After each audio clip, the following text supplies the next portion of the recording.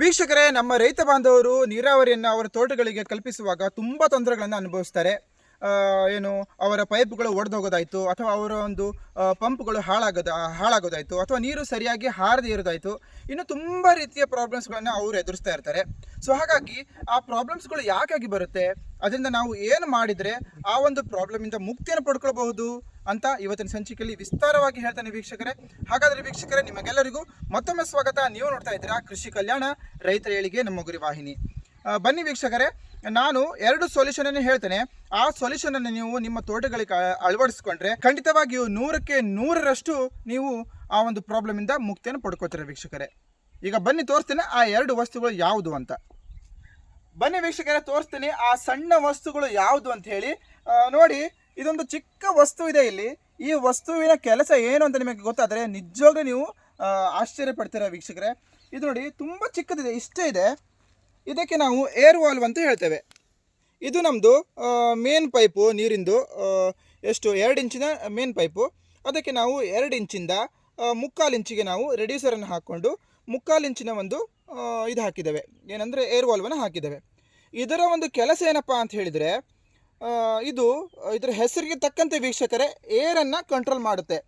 ತುಂಬ ಸಲ ನಾವು ಈಗ ನೀವು ನೋಡಿರ್ಬೋದು, ನಾವು ಯಾವುದೇ ಒಂದು ಸಿಂಟ್ಯಾಕ್ಸಲ್ಲಿ ನೀರನ್ನು ತುಂಬಿಡ್ತೇವೆ.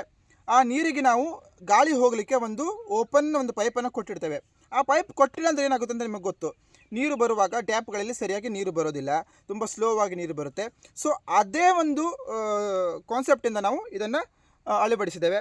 ಇದನ್ನು ಹಾಕೋದ್ರಿಂದ ಪೈಪಲ್ಲಿ ಇದ್ದಂಥ ಎಲ್ಲ ಗಾಳಿ ಪಂಪನ್ನು ನಾವು ಇದು ಫಸ್ಟಿಗೆ ಇದು ಕೆಳಗಡೆ ಇರುತ್ತೆ, ಹೀಗೆ ಕೆಳಗಡೆ ಕೂತಿರುತ್ತೆ. ಏನು ನೀರು ಬಂದ ಕೂಡಲೇ ಇದು ಮೇಲ್ಗಡೆ ಬಂದುಬಿಡುತ್ತೆ. ಗಾಳಿಯನ್ನು ದೂಡ್ತಾ ಒಂದೇ ಸಲ ಮೇಲೆ ಬಂದುಬಿಡುತ್ತೆ. ಫುಲ್ ನೀರು ತುಂಬಿದ ನಂತರ ಮೇಲೆ ಬಂದಾಗ್ಬಿಡುತ್ತೆ. ಮತ್ತು ಇದು ಪಂಪ್ ಆಫ್ ಆದವಾಗ ಮತ್ತೆ ಕೆಳಗಡೆ ಕೂತ್ಕೊಳ್ಳುತ್ತೆ. ಮತ್ತು ನಾವು ನೆಕ್ಸ್ಟ್ ಪಂಪನ್ನು ಆನ್ ಮಾಡಿದವಾಗ ಗಿಳಿ ಇದ್ದರೆ ಆ ಗಾಳಿಯನ್ನು ಸ್ಲೋಲಿ ಬಿಡ್ತಾ ಮೇಲೆ ಬಂದುಬಿಡುತ್ತೆ. ಸೊ ಹೀಗೆ ಪೈಪಿನಲ್ಲಿ ಯಾವುದೇ ಒಂದು ಗಾಳಿ ಇದ್ದರೆ ಕೂಡ ಅದು ಗಾಳಿನ ಹೊರಗೆ ಹಾಕಿ ನೀರನ್ನು ಫುಲ್ ಫೋರ್ಸಿಂದ ಫುಲ್ ಸರಾಗವಾಗಿ ನೀರನ್ನು ಕೊಡುತ್ತೆ ವೀಕ್ಷಕರೇ. ಅಷ್ಟು ಉಪಯುಕ್ತ ಇದು. ಸೊ ಇದನ್ನು ನಾವು ಕೂರಿಸಲಿಲ್ಲ ಅಂದರೆ ಏನಾಗುತ್ತೆ ಅಂತ ಹೇಳಿದರೆ, ನಿಮಗೆ ಆಬ್ವಿಯಸ್ಲಿ ನಾನು ಫಸ್ಟಿಗೆ ಹೇಳಿದ್ದೇನೆ, ನೀರು ತುಂಬ ಸ್ಲೋಲಿಯಾಗಿ ಬರುತ್ತೆ.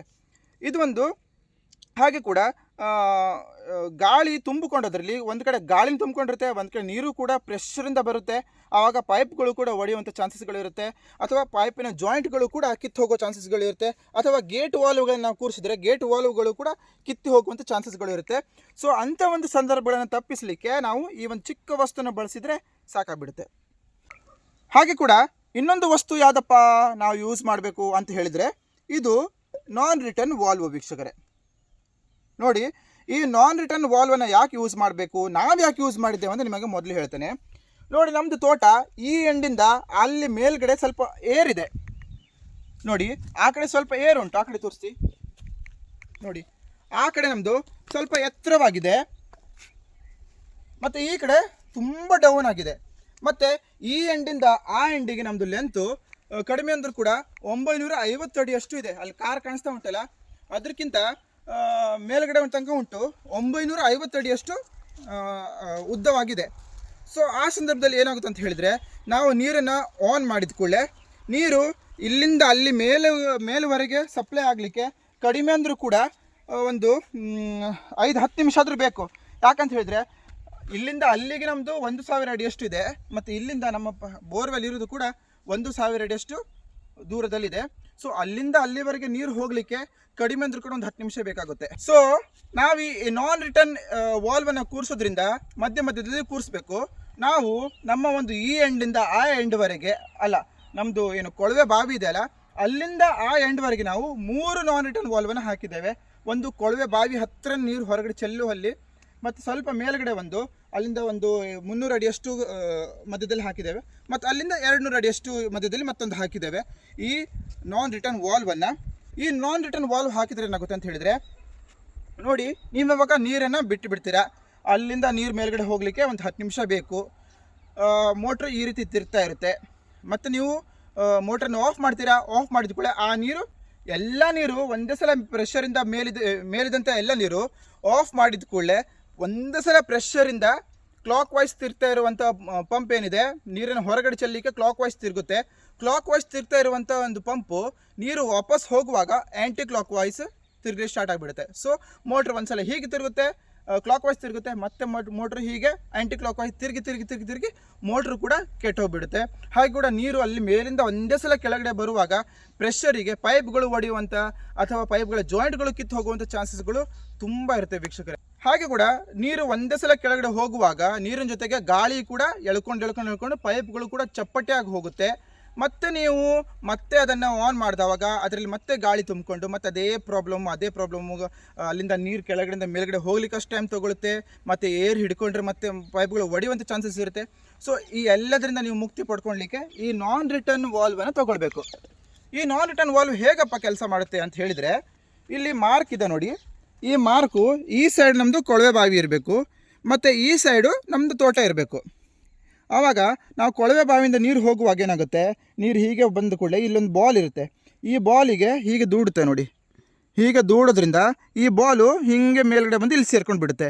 ಇವಾಗ ಇಲ್ಲಿ ಓಪನ್ ಆಗುತ್ತದೆ. ಆವಾಗ ಇಲ್ಲಿ ಓಪನ್ ಆಗುತ್ತೆ, ನೀರು ಸರಾಗವಾಗಿ ಹೋಗುತ್ತೆ. ನಮ್ಮದು ನಾವು ಮೋಟ್ರನ್ನು ಆಫ್ ಮಾಡಿದ ಕೂಡಲೇ ನೀರಿನ ಪ್ರೆಷರ್ ಕಡಿಮೆ ಆಗುತ್ತೆ, ಆಟೋಮೆಟಿಕ್ಲಿ ಬಾಲ್ ಕೆಳಗಡೆ ಬರುತ್ತೆ. ಈ ನೀರು ವಾಪಸ್ಸಾಗಿ ಬರೋದಿಲ್ಲ ನೋಡಿ, ವಾಪಸ್ ದೂಡಲಿಕ್ಕೆ ಆಗೋದಿಲ್ಲ ನೀರಿಗೆ. ಸೊ ಇದು ತುಂಬ ಇಂಪಾರ್ಟೆಂಟು. ಈ ಎರಡು ವಸ್ತುಗಳಿದೆಲ್ಲ ವೀಕ್ಷಕರೇ, ನೋಡಲಿಕ್ಕೆ ತುಂಬ ಚಿಕ್ಕ ವಸ್ತುಗಳು, ತುಂಬ ಕೇವಲವಾಗಿ ಕಾಣುವಂಥ ವಸ್ತುಗಳು, ಆದರೆ ನೀರಾವರಿಯಲ್ಲಿ ಇದರ ಪಾತ್ರ ಮಾತ್ರ ತುಂಬ ಇಂಪಾರ್ಟೆಂಟ್ ವೀಕ್ಷಕರೇ. ಇದನ್ನು ನೀವು ನಿಮ್ಮ ಒಂದು ನೀರಾವರಿಯಲ್ಲಿ ಖಂಡಿತವಾಗಿ ಅಳವಡಿಸಿ. ನಿಮ್ಮ ಒಂದು ಪೈಪ್ಗಳು ಕೂಡ ಒಡೆಯೋದಿಲ್ಲ, ಮತ್ತು ನೀರು ಕೂಡ ತುಂಬ ಚೆನ್ನಾಗಿ ಫೋರ್ಸಲ್ಲಿ ಹಾರುತ್ತೆ.